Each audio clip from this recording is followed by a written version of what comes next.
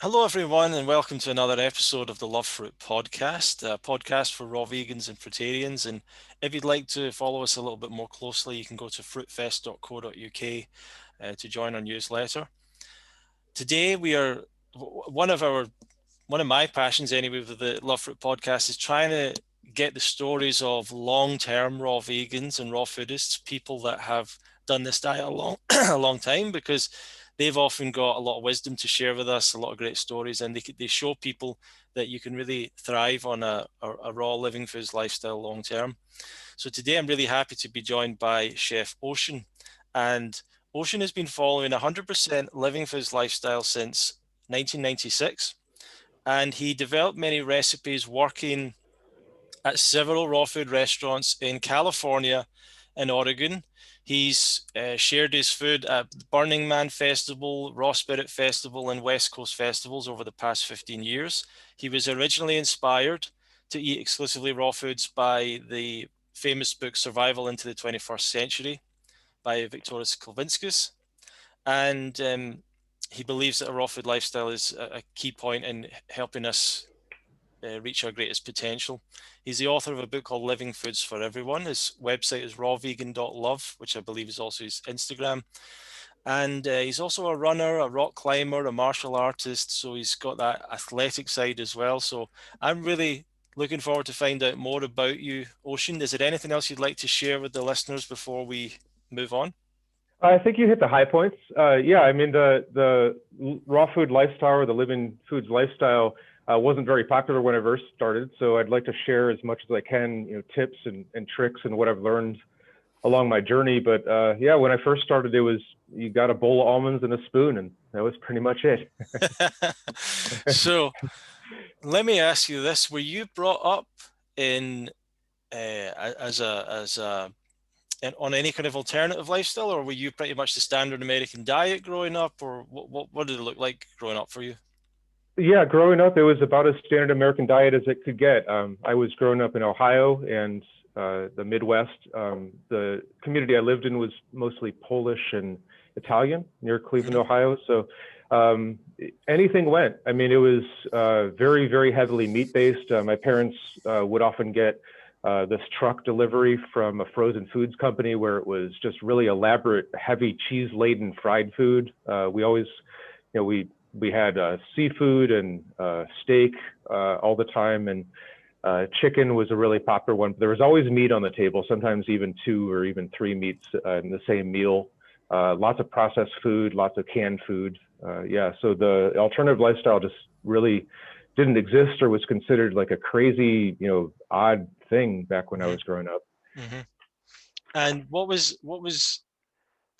what kind of started to get you to maybe question the diet you were eating and start to make some changes? Well, I had a number of influences. I'd say it first dawned on me when I went to a Grateful Dead concert, and there was a pure moment there where I didn't was so overwhelmed with all. I don't even think I made it into the concert. I was just in the parking lot. That was, a really famous thing to do is not even buy a ticket, just walk around and uh, I was drinking beer and just participating in everything I could get around me, but not in a healthy way. And then I walked past this guy who had a little propane stove on the ground, and he was making grilled cheese sandwiches and selling them for $1. Mhm. And I'd never seen a grilled cheese sandwich like this. He was putting like cucumbers and mushrooms and tomatoes inside it, and just this gourmet, but a guy with a big long beard just doing it right on the ground, right on the back of his car. And it was one of the most fantastic things I'd ever eaten. And I guess it was just the moment that I was in. But he told me that he'd been vegetarian for a long time, and that's what he did. And when he traveled, it was much easier to be vegetarian. And so I took that with me. It was just kind of this little moment where I thought, wow, that was one of the best meals I've ever had. It didn't involve meat. And so I took that home and picked up a book called Diet for the Small Planet. I found it at a local bookstore in Coventry, Ohio, which was this somewhat alternative area. And there was a little vegetarian restaurant there. Actually, a couple of them. One was called Tommy's. And I just started experimenting with what would happen if I stopped eating pork, and I did it, thought, well, Muslims don't eat pork, so let me try. There's a whole, group of people in India that don't eat meat. Slowly evolved that to meeting up with a group of people that I'd met at a Grateful Dead concert and visited them in Missouri, just to go have a vacation. And there was that defining moment when they said, well, we don't serve meat here. And I thought, well, what am I going to do? Because I still eat a little bit of fish here and there. And they said, here's what we want you to do is go to the end of the street and there's a chicken rendering plant. And we want you to just go down there and just take a look and come back and let us know what you think. So I did that. And I saw this site that I've never seen before in my life because I'd always gone to the grocery store and pick up packaged food and wrapped in plastic or whatever. But I saw hundreds and hundreds of chickens just hanging upside down, their heads cut off, bleeding out in a giant field, hanging on meat hooks. And just, it went on for probably about a half mile out and then a half mile in. That was their killing field, their bleeding field. So, and I watched it for about half an hour and realized, that never stops. It just goes on and they never turn it off. It's just 24/7. And I thought, that's not right. That doesn't make sense to me, because here's what I'm buying into is what I just witnessed, is the screams and all the just the parade of death. And that really hit home for me. I'd never eaten meat since then. Wow. Sorry, where was that you were at? Where were you living at that point? I was living in Ohio, and I went to visit my friends in Springfield, Missouri. Right, I see. Sorry. And again, that wasn't really an alternative lifestyle area, but it was just a small group of people that I met through the Grateful Dead concert. That a vegetarian lifestyle is extremely conducive to traveling. If you can't, especially if you don't have a lot of money. So some people that I met did it for financial reasons, others did it for ethical reasons. But for me, it was what really hit home was, wow, I love animals, but why am I supporting this? Why am I doing this? And then, that just, it was off the table ever since then. What kind of age was that? What age were you then? I was about 24, and I'd met some vegans, and some of the most beautiful people I'd ever met in my life were also at rainbow gatherings, which I was heavily involved in. It kind of went hand in hand with the Grateful Dead touring lifestyle. It's a really good excuse to go see, the world, and go see, I went to Montana and go see the woods and the forest. And those rainbow gatherings are just gatherings. I mean, they're just happenings. There's no organization. And generally they're vegan because it's very hard to keep meat or cheese without people getting sick at those large gatherings, refrigeration or electricity. So it was more of a health concern at those. And some of these people that I met, especially younger people, younger than me, had been living for months, and sometimes they would just eat an orange. And this blew me away. I was thinking, wow, I really need to rethink my approach to food, because I'm so disconnected from my food that, to see people making food in a big pot on a fire, I'd never seen that before. Just that connection. It was always from a restaurant or from a grocery store. And that experience led me to then pick up a book called Survival in the 21st Century by Viktoras Kulvinskas, which I think you mentioned earlier. That, coupled with the fact that my lifestyle up to that point, even though I'd become vegan, I was actually vegetarian and didn't become vegan until around the age of, I'd say 26 or 27. I still had massive acne problems, and I didn't like it. I didn't like how my skin looked, and I didn't like having to take the medicine. There were some side effects. I couldn't really go out in the sun that much because I was taking Retin-A and tetracycline. I had cystic acne. I was actually in a medical book for having a certain type of acne on my back that had resulted from scar tissue. So they took pictures of me, but I never really found a solution to it. Actually, one doctor, he was an older doctor who said you should start drinking skim milk, but he was the only one that connected acne or skin issues or rosacea with diet. So I stumbled upon a website at the same time I was exploring Viktoras's book called freeacnebook.com. And it's not a vegan diet that they advocated, but it was a heavy fruit diet. And it basically said, eat 2 pounds of fruit a day, eat some form of protein, enough protein. And they had recommended raw fish, but I substituted sprouts for that, because I was into Ann Wigmore's, teachings and things like that at the time. I thought I could just get it from sprouts. And Diet for a Small Planet, of course, taught me that I could do that food combining with beans and things. So I tried the diet, very strict, no spices, no salts, mostly fruit. And my acne went away within 2 weeks. And that's all the website said, is just try it for 2 weeks, see what happens. And it was a really interesting transformation, because I was living with my brother at the time, and he just thought, what are you doing?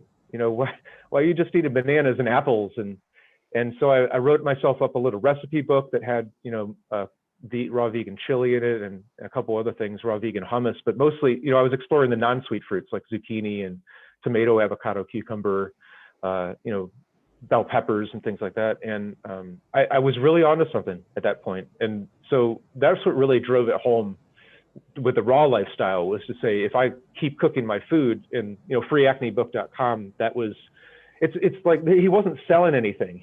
It was just written from the perspective of a fictitious person who's a model, a Japanese model. And it turned out to be a gentleman, I believe, from Scandinavia, who was kind of assuming this, he thought the message would go across better rather than, some guy from Scandinavia, this Japanese model writing the book. But it talked specifically about the molecular aspects of what happens when you cook food, the caramelization process, and how that damaged protein will then affect your lymph system. The lymph system then dries out your skin. Your skin becomes real tight and starts storing water, and that's what clogs the pores. Turned out to be 100% true. Anytime I accidentally get toasted sunflower seeds, like, I interview, if I go to a restaurant, I'll be like, hey, are you sure you're not toasting your sunflower seeds? But even if I get them pasteurized, I can tell, because I'll get a little bit of skin issues from it, and it pops up right away. It all directly relates to what I learned on that website, which is to say that damaged proteins is almost one of the worst things we can do to our body. Amazing. I've got so many questions to ask from all this. It's so fascinating. I love the idea that you kind of got into this alternative scene through the Grateful Dead concerts and stuff like that. And I've heard of Rainbow Gathering, never been to one, but there's some in Europe as well. I've never been along, but I did actually hear that they were vegan, and often a lot of raw food was there, because, as you're saying, because it's kind of simpler, I suppose. So this book, Survival into the 21st Century, I've never actually read that. I know it's like a classic book. It was a big book in the 70s, I believe. What was it about that book that kind of inspired you? Oh, wow. So at the time I was reading another book called Be Here Now by Ram Dass, and there's a couple other books related to it. Bhagavan Das wrote a book called It's Here Now Are You. For sure. I know those books, yeah.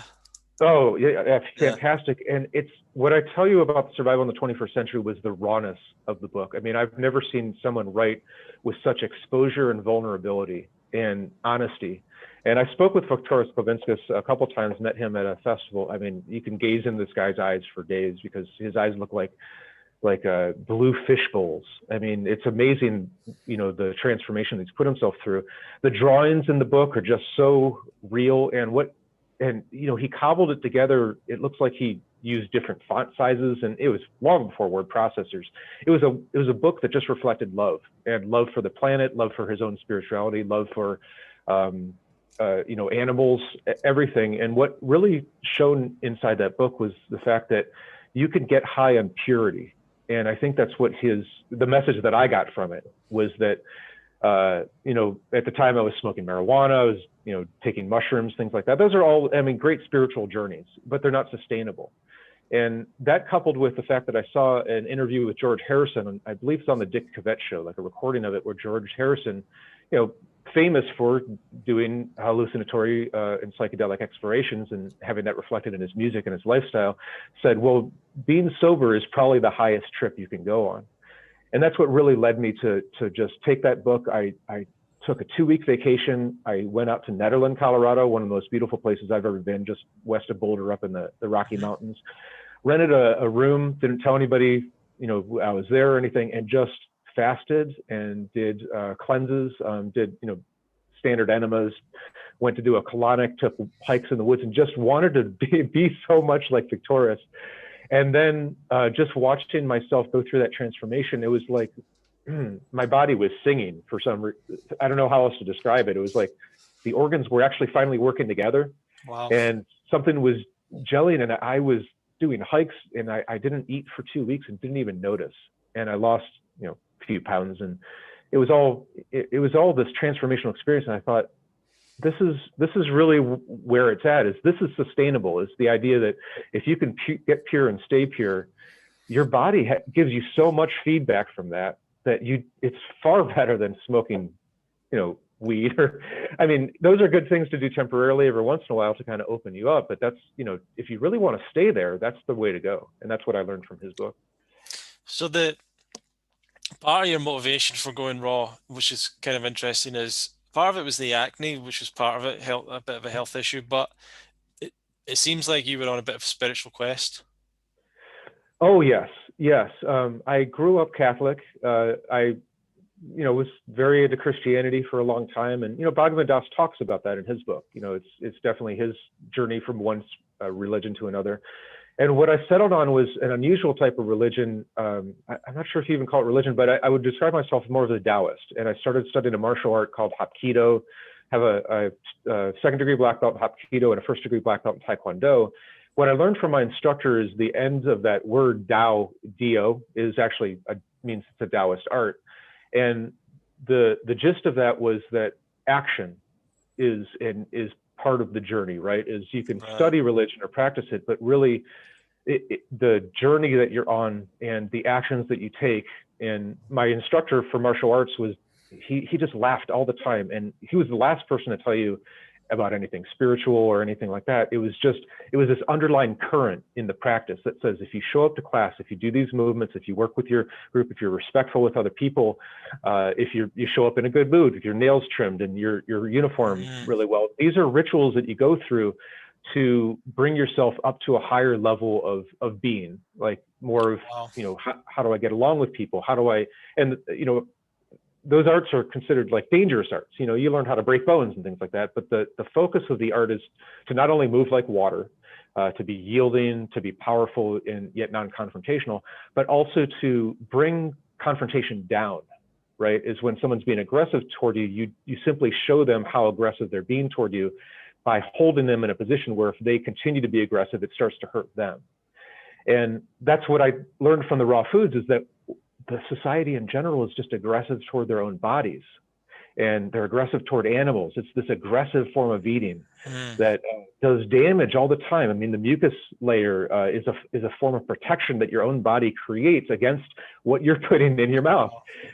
And that's really where it starts, is self-love and self-purity, is to say, why am I doing this to myself? And that uncovers a whole host of emotional and spiritual and mental roadblocks that really you can latch onto. You can say, hey, if I do my yoga practice, if I eat, more pure, then what's this cramp doing in my leg? What's this cramp all about? And as that cramp or start to stretch with it, or you start to do a cleanse, that can bring up emotions. And that cramp becomes a manifestation, a physical manifestation of maybe a past trauma or belief that, like no longer need to hold on to.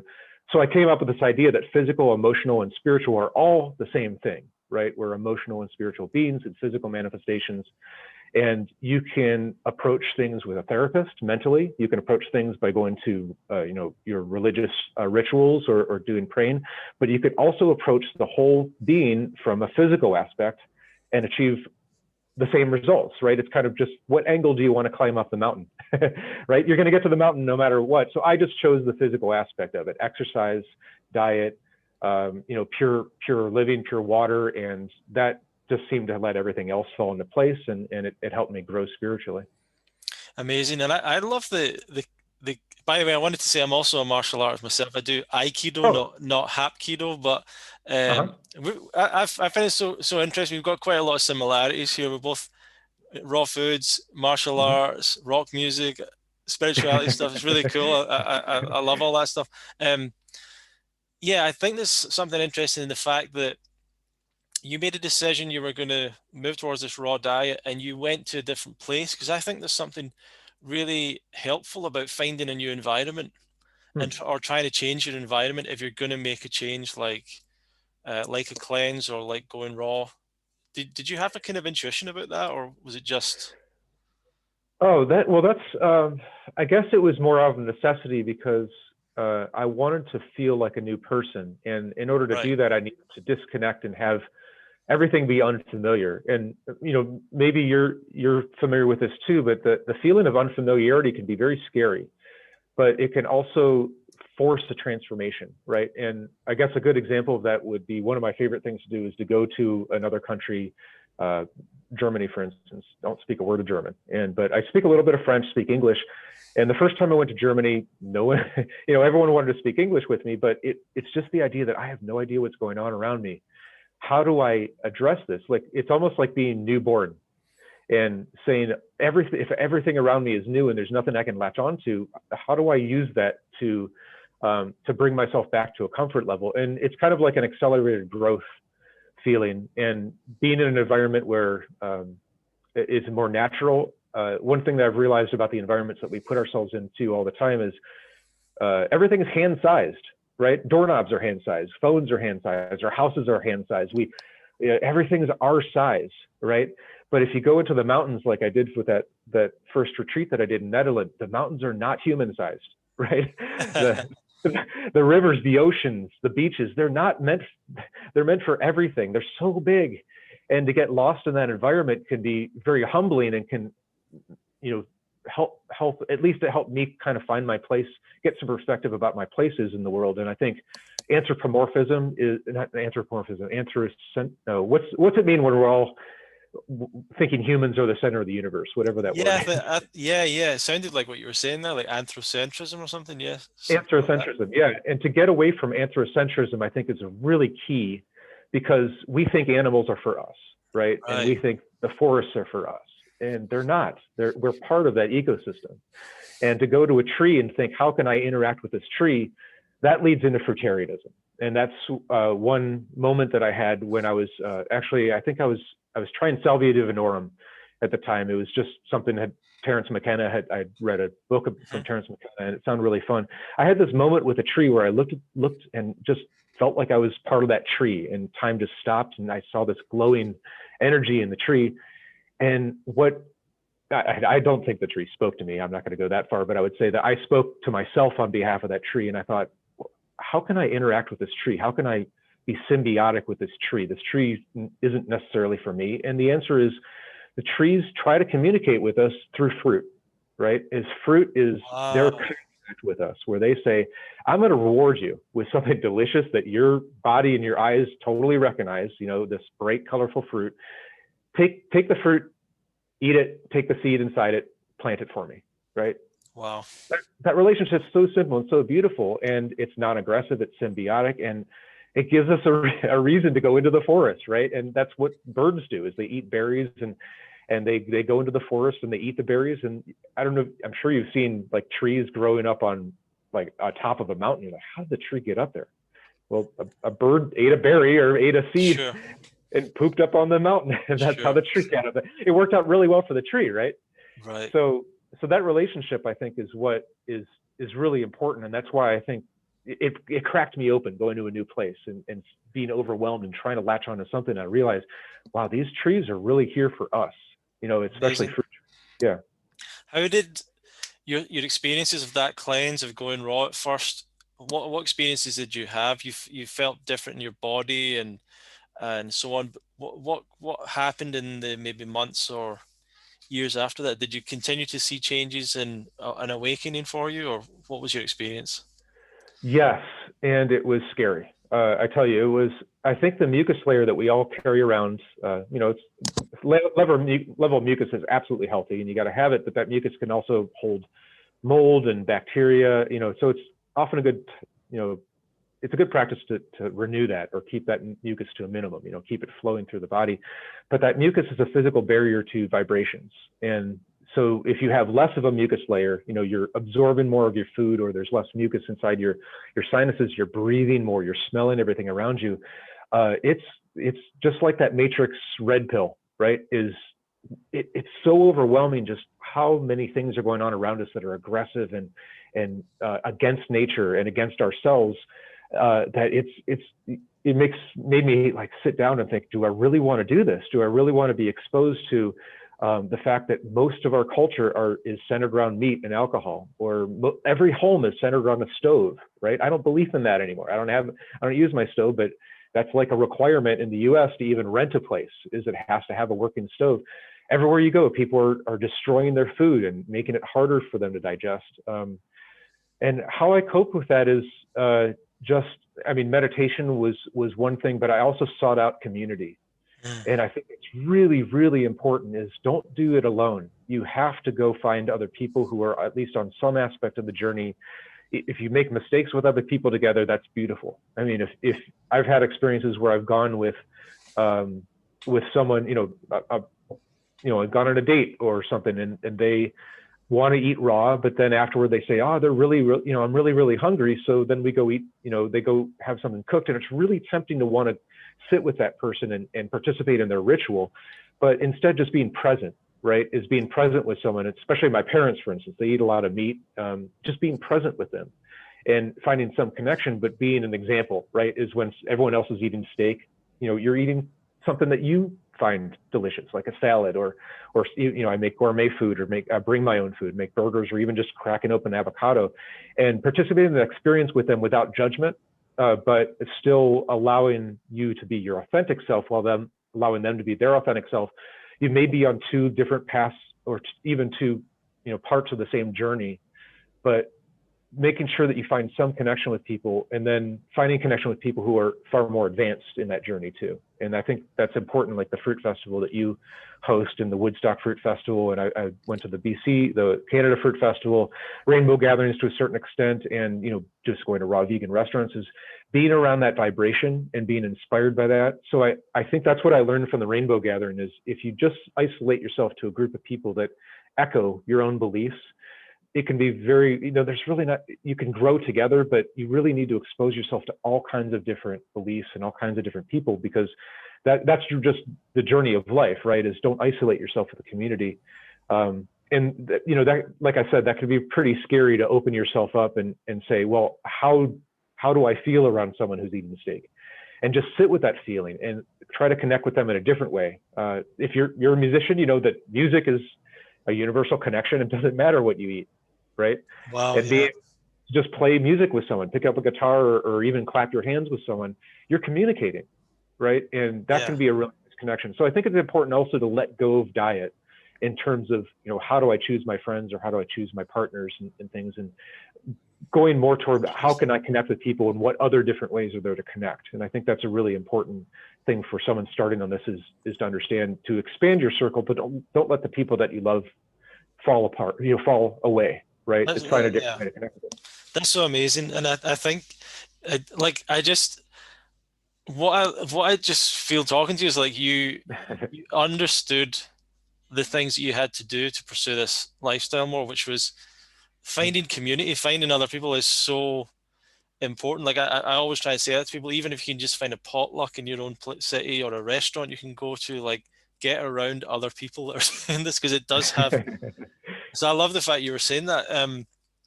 And you talked about eating as a ritual. That's really interesting. And it's so interesting.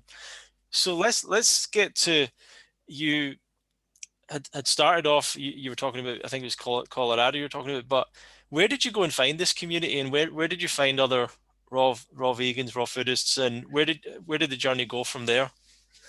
Okay, well, let's see. There was a couple key facets to this journey, and the first was that I was living in Pennsylvania at the time that I went raw. I was living with my brother.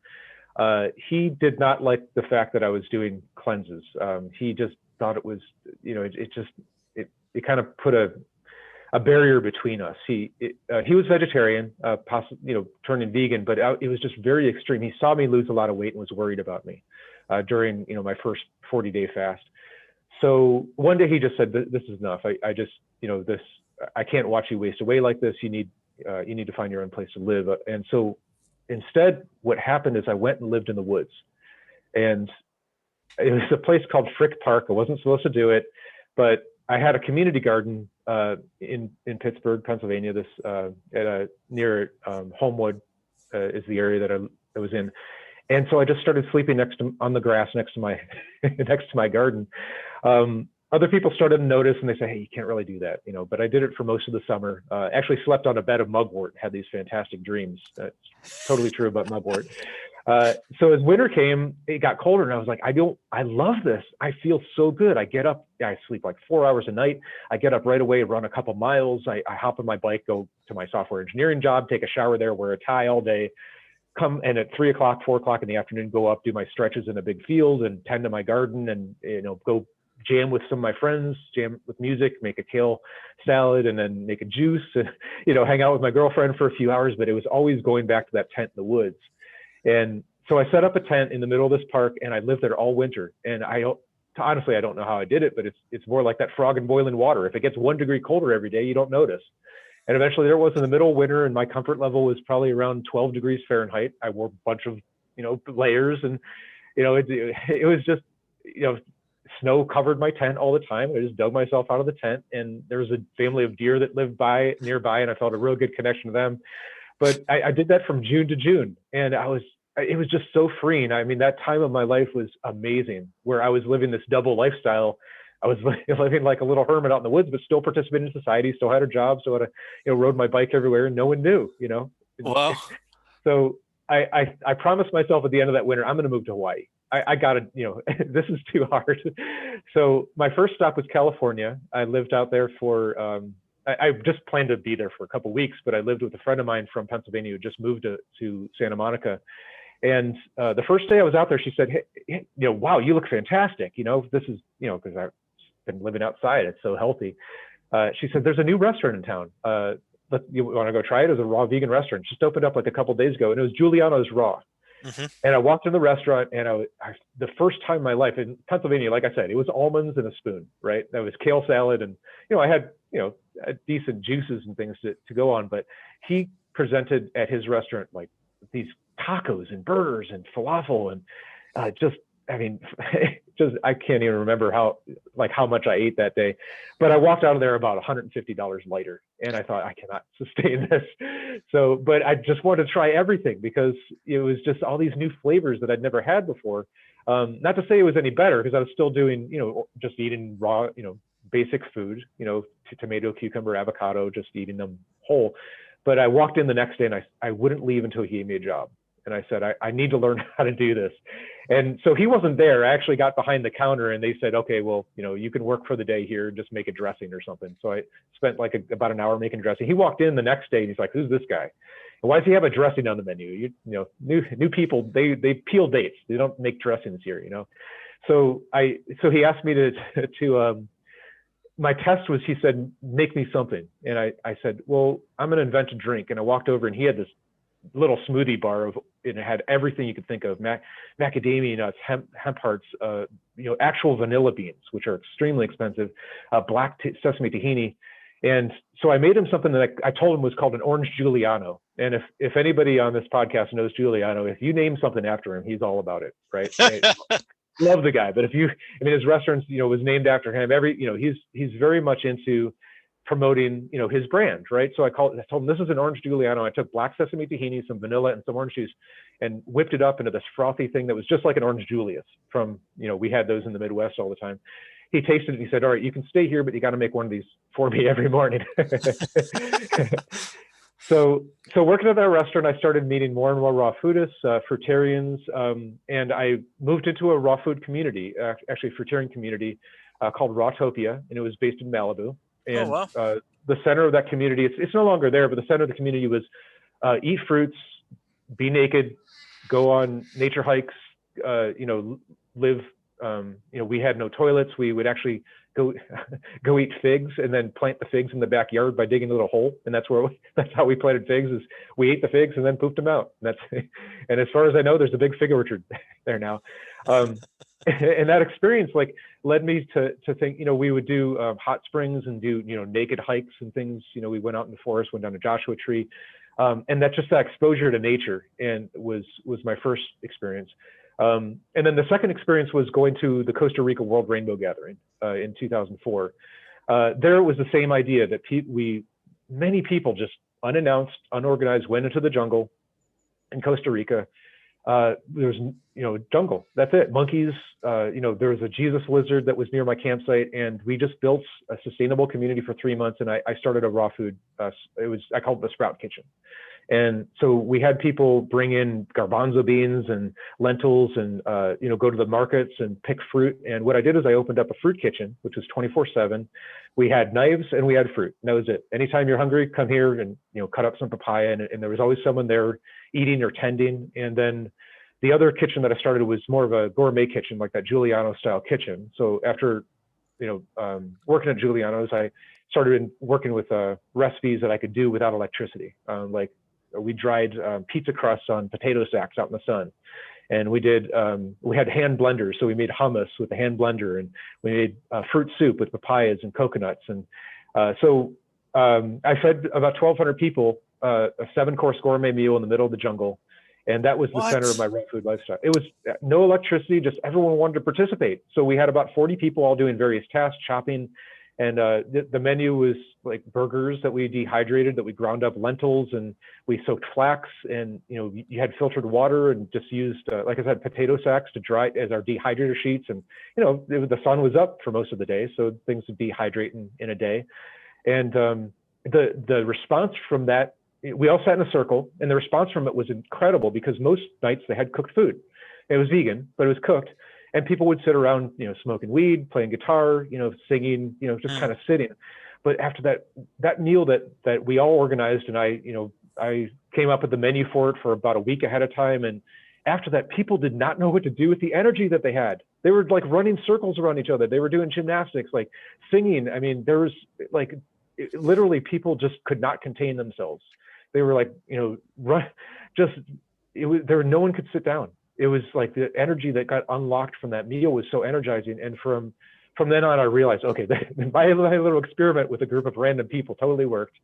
Raw foods and living foods is this lifestyle. So from then on, I've always sought community, but my goal in life right now is to recreate that moment over and over of feeding living foods to people and watching them open up and get energy that they never knew they had before. Yeah. Always, all of that's amazing. Everything you just said there is like blowing my mind. Let's pick that apart because there's so much. We'll get back to Costa Rica. That's unbelievable. But Juliano's raw, right? It's. I would say that I guess there's kind of a perception in my mind that maybe at one time, or maybe even still now, that was kind of the center of the whole raw food movement, was California and those restaurants. And he's like a kind of interesting figure, like maybe seems has a bit of an ego maybe, or something. But obviously been successful with what he's done and everything. What was that scene like, in California?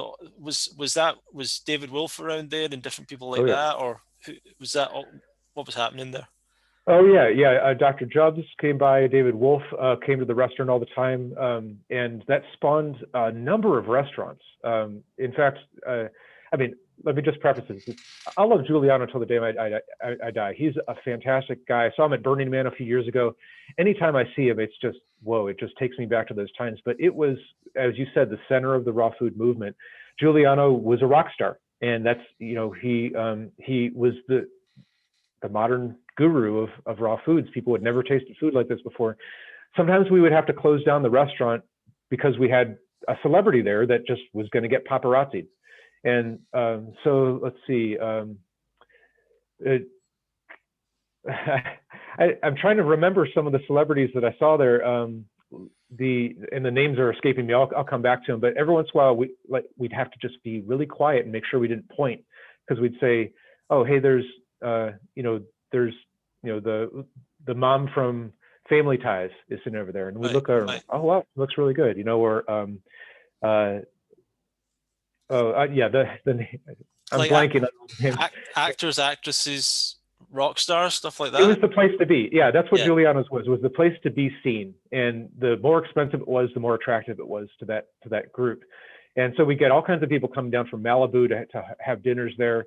And from then on, then it was just this wild parties. And I remember going to avocado parties, durian parties. There was a chef, his name was Rashid, who made, of all things, raw vegan chili dogs. And he hosted giant parties.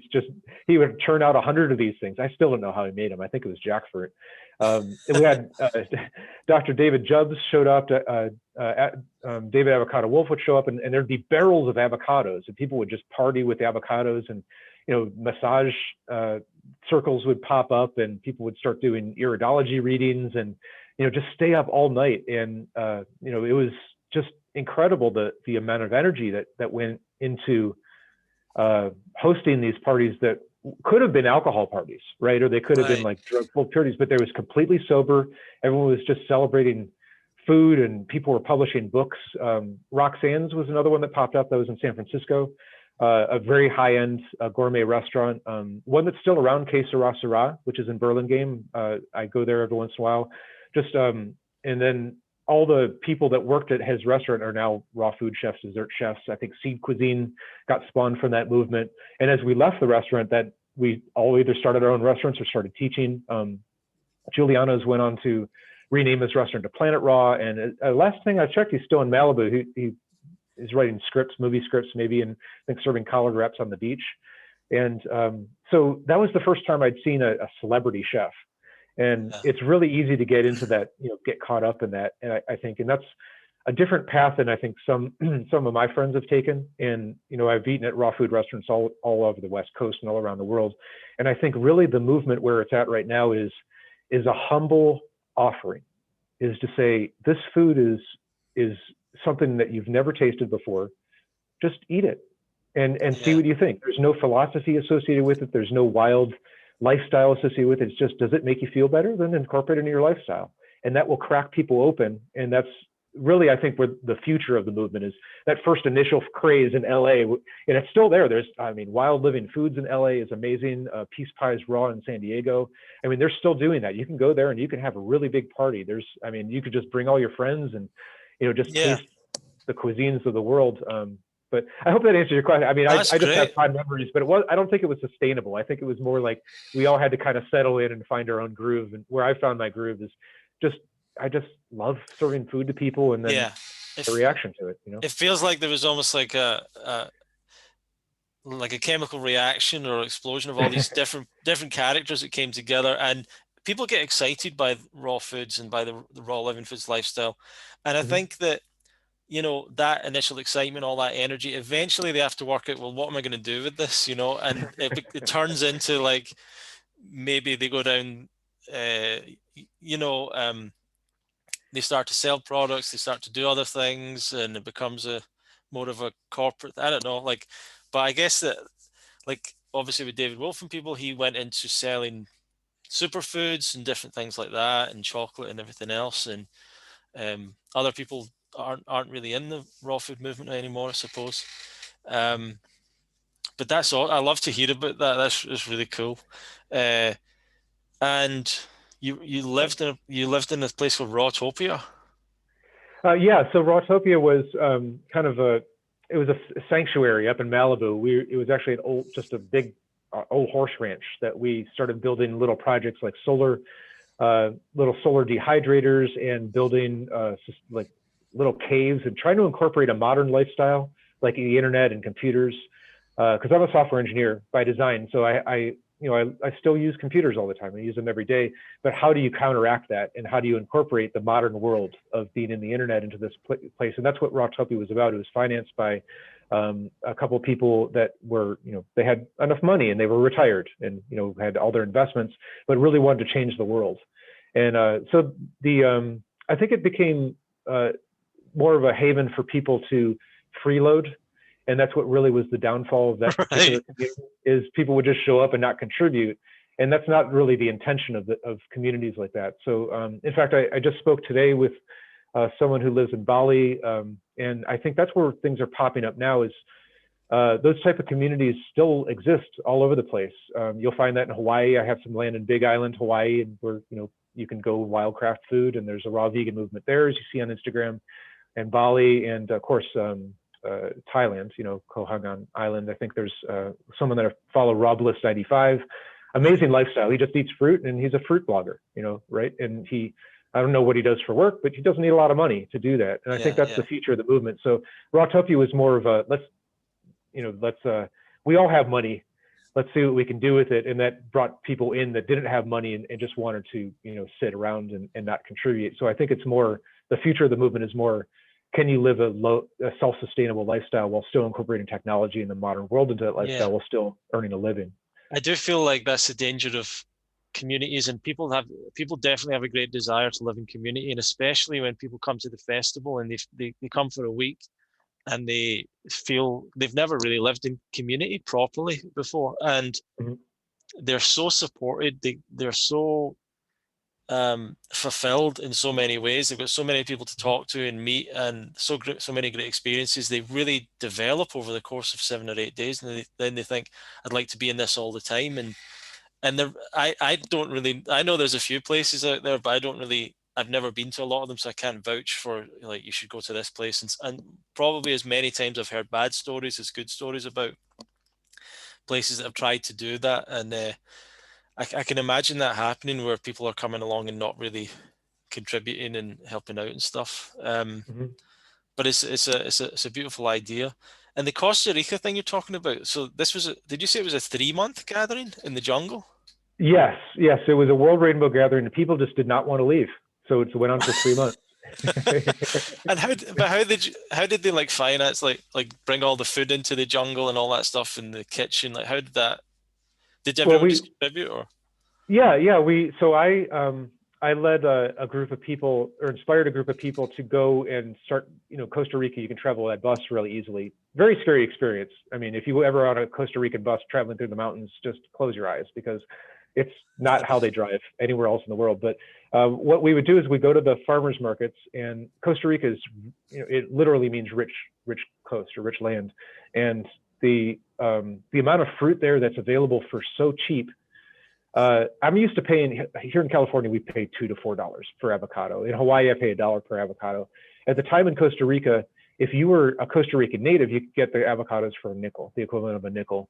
But if you didn't speak Spanish and were American or from Europe, the price shot up to a quarter, right? Which was an outrageous price for an avocado. But we were like, oh, I'll take 20 of them. Just give them to me. So what we would do is pair people up with locals from Costa Rica who were interested in going to the gathering, native Spanish speakers, and make sure that they could, know where to go. But we would then send these like human caravans back, where someone would leave a bag of lentils or a case of pineapple in a certain place in a certain city, and then we used email to communicate. We had a mailing list also, and say, hey, anyone that's going to the Rainbow Gathering, stop by the city.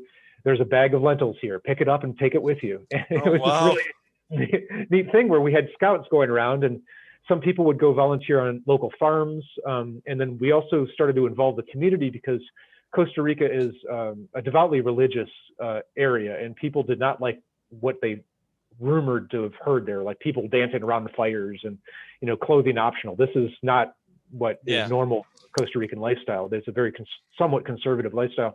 So there was actually a day where we opened up the whole festival, advertised in the paper, and tried to put a positive spin on it that said, hey, come on, check us out.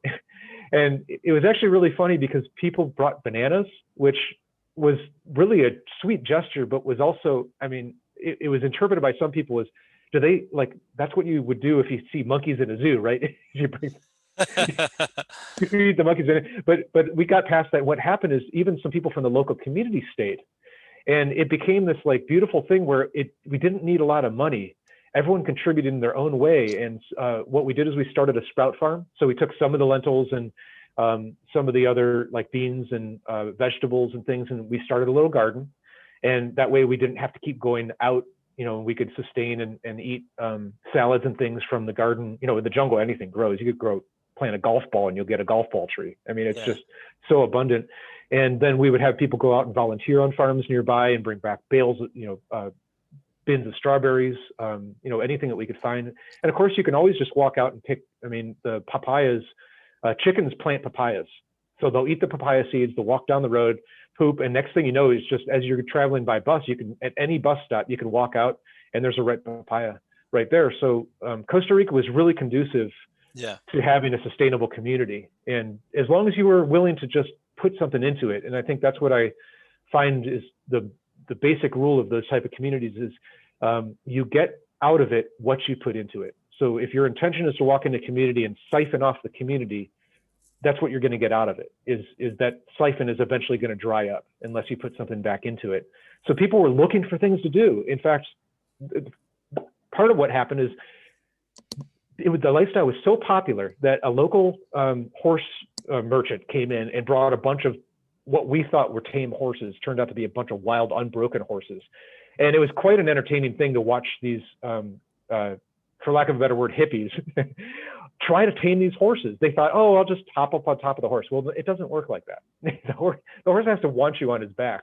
So we would just sit there all day and watch people try to get on these horses and watch the horse just buck them off or run away and try to knock them off of the branch. But what would happen is people would bond with a certain horse. The horse was like the equivalent of $40.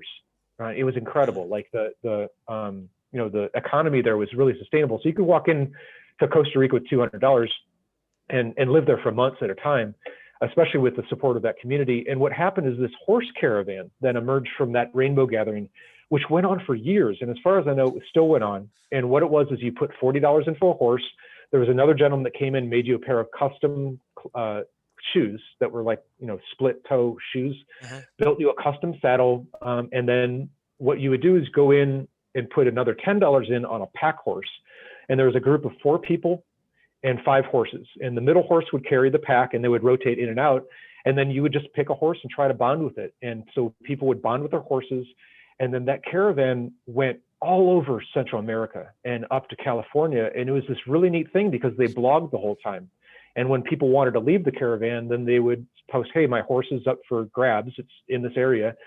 Send me $40 and you can take the horse off. And then you would catch up with another caravan that came through. And it became this traveling modern day gypsy lifestyle that would do circuses at local towns to make money.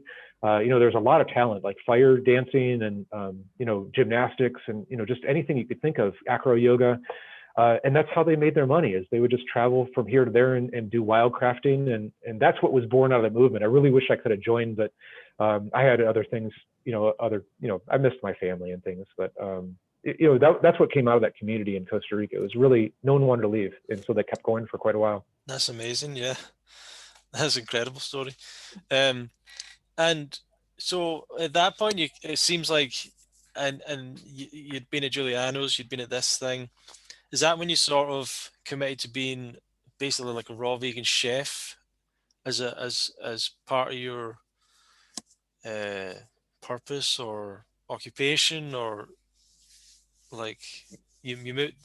That's what I'm trying to work out. Is it where did you continue to work in restaurants from there or do something else, or what was it? Yes. Yeah. So what I did is I had 2 goals in life. One was to retire early and the other, and, just be a raw vegan chef, do lectures, share food with people and just continue to spread what I've learned, what Viktoras inspired in me and what I've carried with me all these years is that the return to Eden. That's what I really like to see the world go to. And so I've always done raw food chefing as a side gig, and it's my passion. I mean, you can tell I just light up. If you ask me about, JavaScript or HTML, yeah, sure, I'm interested in that, and that's what I went to school for. But I always make sure I have something going on, and so I hooked up with the Krishna Kitchen, world famous, kitchen that just gives out free food to people. And at festivals, they sell it for minimum cost. And there's a gentleman, his name is Nitai, and a member of the Hare Krishna movement here in the U.S. And what he did is he would roll out the red carpet for me and allowed me to just do my thing. And the Krishnas he would drop in on a certain place like Burning Man or Harmony Festival, Raw Spirit Festival, Symbiosis, Beloved, any of those festivals. He would pay the entrance fee with donations from the Krishna Kitchen. And what they would do is they would make prasad, which is their form of spirituality. They don't do much evangelizing, they're not so much like a Christian movement in that way. What they do is they feed people and they improve the world by feeding people blessed food. And they invited me to be part of the kitchen, which I did for many years. And so my food was always some of it that was offered to Krishna, blessed, and it was set aside in the kitchen. We would have strict health guidelines in the kitchen. We would play, meditative music. There was certain rules about how, it's even rules like if you'd gone to the bathroom in the last 2 hours, you couldn't come back in the kitchen for several hours, things like that. And just very, very strict rules to make sure people didn't get sick and make sure the food remained blessed. And I did that for many years. Nitai passed away a few years ago. I actually learned of his death. And so I haven't participated with the Krishna Kitchen since then. So what I've done instead is I do pop-up restaurants at festivals. I have all my festival gear. I'll pay the entrance fee and just serve raw food and usually pair up with a friend of mine. I've done that in Oregon and California and Arizona.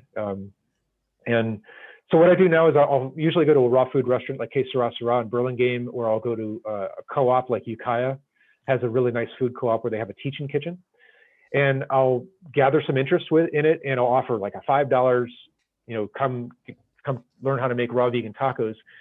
And that's where I've been at for quite a while now, because what I felt is the raw vegan movement has been a fad, and veganism is really where people are moving to now. And I was kind of waiting until veganism became more popular.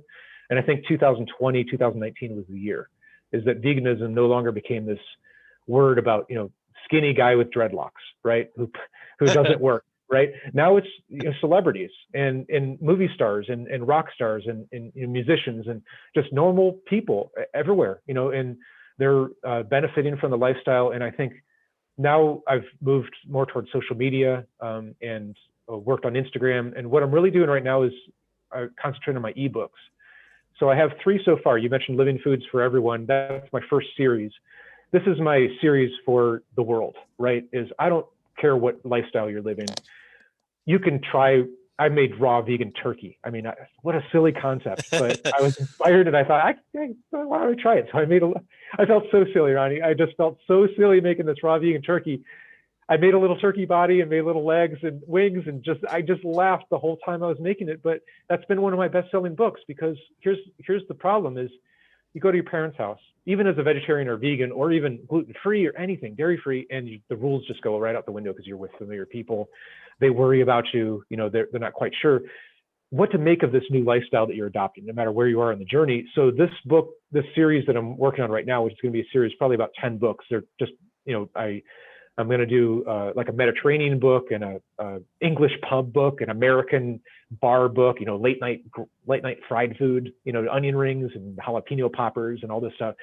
That's what you can bring to the party, right? No matter who you're with, you bring some raw vegan jalapeno poppers. I don't care who you are; those things are gone. You make some cheese, and I've had that experience before where I can connect with people through that food without it being weird, right? So that's where I'm at right now. I'm developing recipes. In fact, after we get off the podcast here, I'm working on a raw vegan omelet recipe of all things, and using black salt to make it taste like egg. And so I'm doing high-end plating. That's more my focus now. So what you'll see from me soon is I'm going to focus more toward the rest of my journey, right? Is what happens if you let go of oil? What happens if you let go of salts? What happens if you let go of heavier foods, lots of nuts? That's what Juliano's is about. And that's what I consider the raw food movement really dragged down by the huge amount of nuts that are in every recipe. So my next series is going to concentrate more on lighter foods, living foods for people who want to use more sprouts, for instance. And garbanzo beans could be a great substitute for nuts. And then from then on, working with exposing people to the philosophy of living foods lifestyle. How do you incorporate nature into your life, right? We're so isolated from nature, but fruit is right there. Fruit is nature. Fruit is that contract that I talked about with the tree. You eat the fruit, you spread the seeds, everybody's happy, right? The tree's happy, you're fed. So look for more of that from me.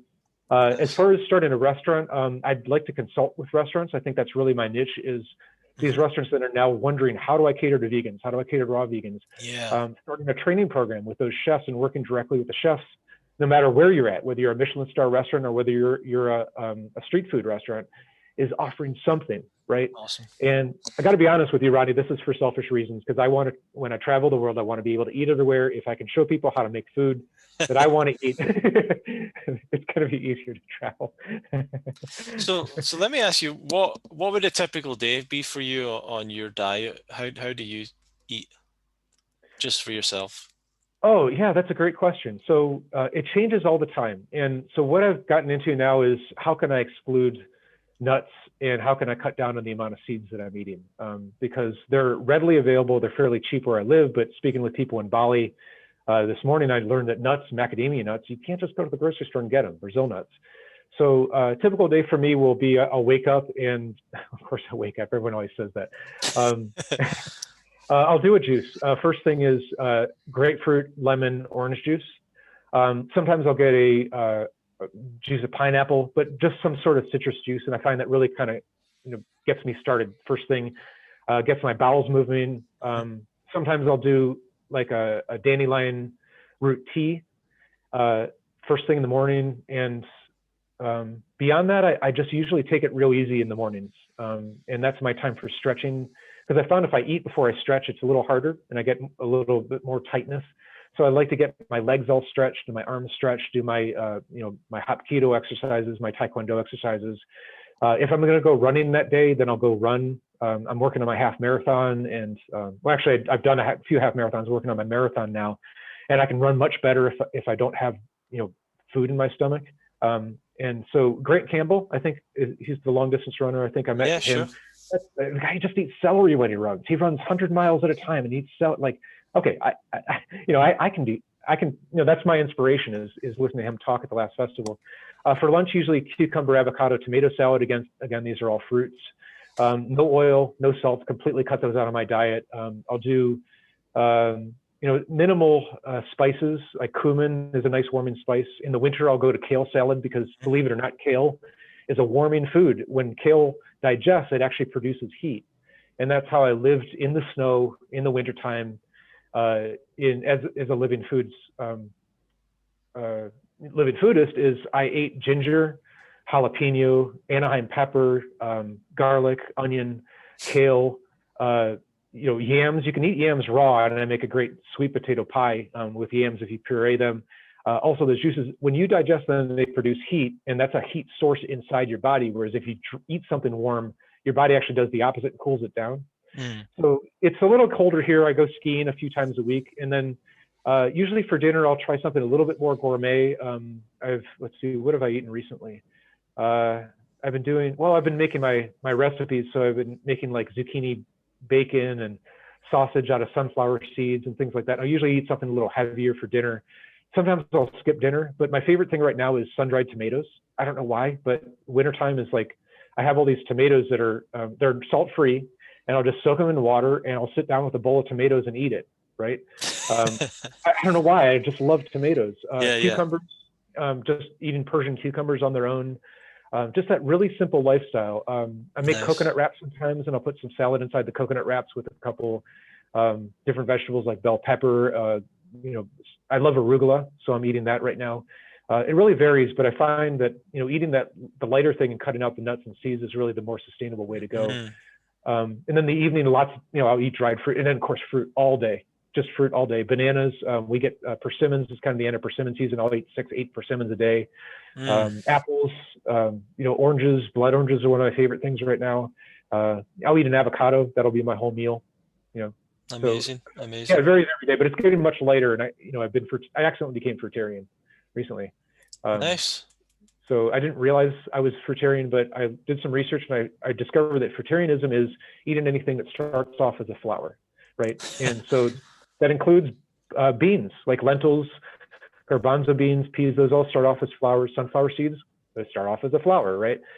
Nuts are a form of flowers. And then of course, sapotes and things like that. Those are all, staples. But that's what I've learned is the fruitarian lifestyle doesn't just mean eating sweet fruits all the time. All the non-sweet fruits, tomato, bell pepper, avocado, cucumber, and then of course incorporating some greens into that as well. So that's the center of my lifestyle. I would say just really simple greens and non-sweet fruits, and then also the sweet fruits until there's a certain point at which I say, okay, enough sweet stuff.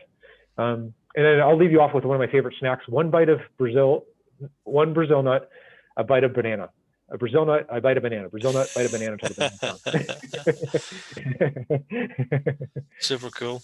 I've really enjoyed speaking to you today, Ocean, and I imagine there's so much more to your story. I know you've got a lot of books coming out, but if you put your story together into a book, I think people would love that as well. It's so fascinating what you've been telling me today. So let me say, what advice would you give for people that are beginning, that are starting out on this lifestyle? What's your guidance for them? Okay. My guidance. Okay. So there's a couple things. The first is to just eat more fruit. I mean, it cracks you open. Just get more fruit in you. Whenever you're hungry, there was a blog called Go Eat an Apple when I first started out. That should be your go-to food. Anytime you think you're hungry, go eat an apple. Sometimes water is what you really want. Yeah. It's not food that you want, it's water. There's so many ways that you can feel dehydrated but think you're hungry. Yes. So eat an apple, drink some water. Eat an apple, drink some water. Go stretch. If you're feeling stressed, spend time outside. All those things are far better teachers than any book, anything that you can watch, anything you can read. Is your body already knows how to feed itself. All you've got to do is let that body have a voice. And that's how you get it. You eat fruit, exercise, spend time in nature, meditate, and be around like-minded people who are also on that healing journey. Let go of those relationships that no longer serve you. Find another way to connect with people. If you're out drinking beer all the time and you feel an urge to stop doing that, connect with those people in a different way, right? Play games. I mean, it's just, life is to be enjoyed. If you feel yourself overwhelmed, understand that nature has your back. At any moment, you can buy a $200 plane ticket to go to Hawaii, to go to Bali, to go to Thailand. You can go there and live a lifestyle that's so much simpler than what you have now. Keep that in your back pocket. Make that your goal. Visit those places.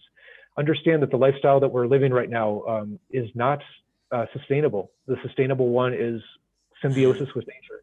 And that's my advice for people is just connect with nature in as real of a way as possible.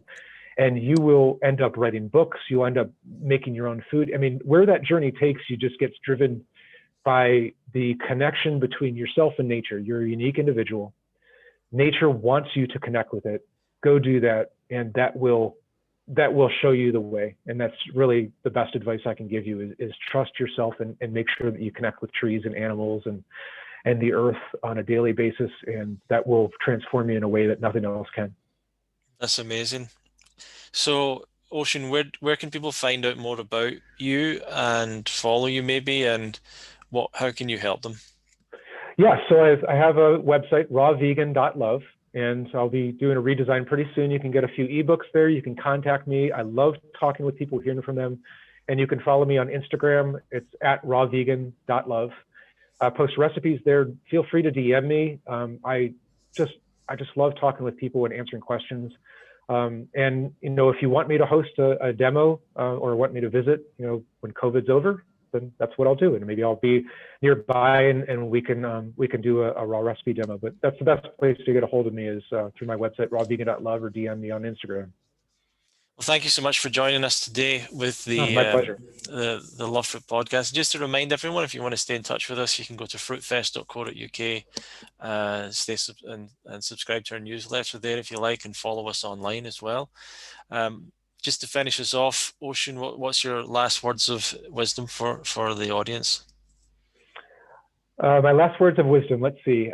Life is beautiful, and it never stops being beautiful if you open up to it. Oh my God, that's amazing. This has been one of my favorite interviews, and I really enjoyed it. Thank you so much. And I hope we can do this again sometime. Yes, of course, Ronnie, anytime. Thank you.